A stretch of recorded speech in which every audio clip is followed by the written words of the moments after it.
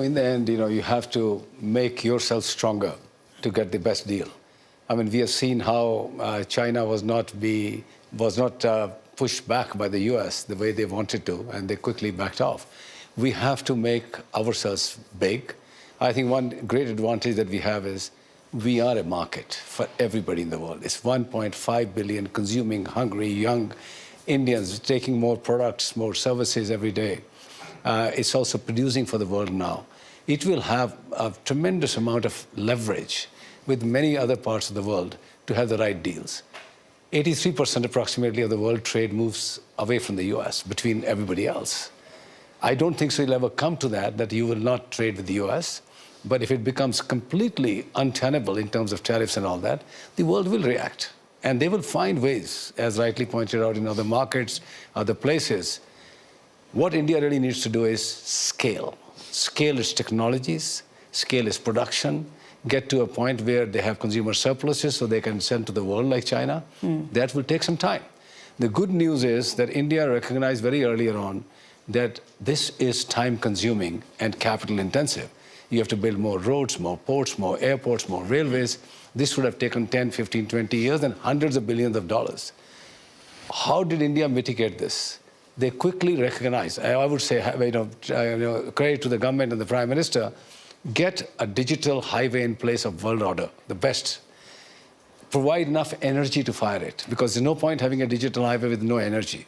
These two things were taken on a priority, very high priority. And on that, you dropped a digital stack to connect everybody for banking, for health services, for everything else. This has provided us cushion to wait for the hard infrastructure that is being built up in the manufacturing, in the real hard infrastructure. And you can see year after year after year, India is getting stronger. My own belief is eventually India will get a fair deal, even from the US. I remain confident. Okay. Well, I think India is generally in a great spot. You already heard that it's a matter of numbers, mathematics. We will get there to be number 3. And if I put a spiritual metaphor around it, I would say it's written in the stars. The question is $6-7 trillion for 1.5 or 1.6 billion people doesn't stack up. So we will get to number 3, but we need to get to $25-30 trillion.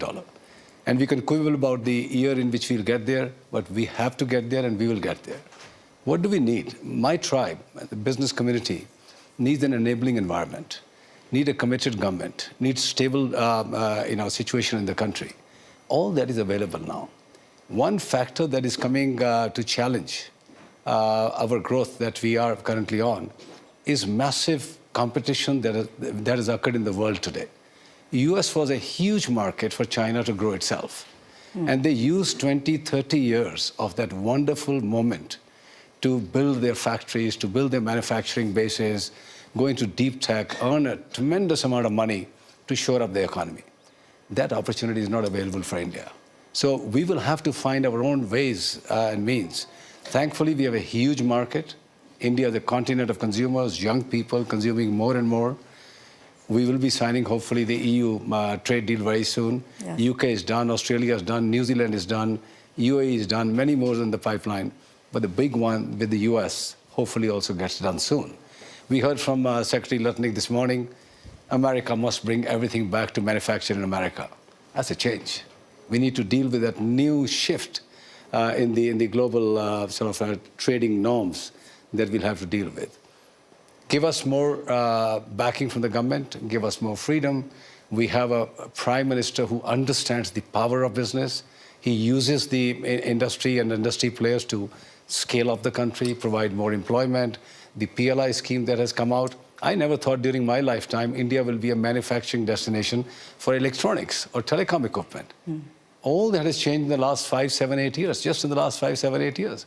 Massive amount of exports of Apple phones and many other products are happening now. I remain very, very confident that the energy that I see in India, and now I work in Europe, I work in France, I work in the UK, and I can tell you, we will continue to grow at the rapid clip of 6, 7, 8, hopefully in some years even higher, whereas the world will be settling at 0.5%, 1%, or minus in certain years. We have a good future for us. What can derail us is only the competitive intensity of the world play now that we need to deal with. And that really lies in the hands of the able government, how they deftly deal with the trade deals. Well, I can say certainly nothing from France or UK.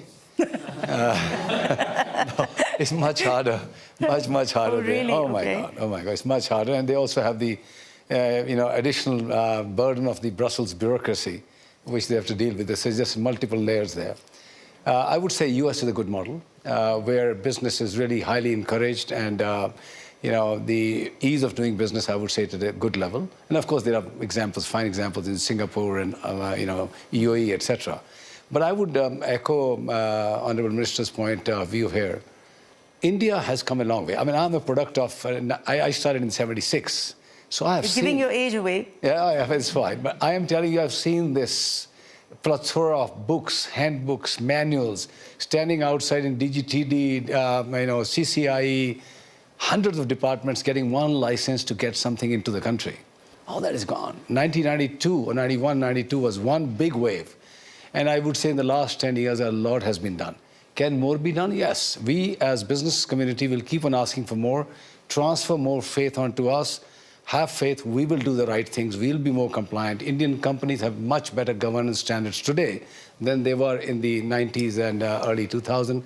I think this government is engaged. I hope and really I'm confident that this committee is set up for a real reason, because the Prime Minister recognizes there is still much more to be done in ease of doing business. And I remain very hopeful something good will come out of this. Okay.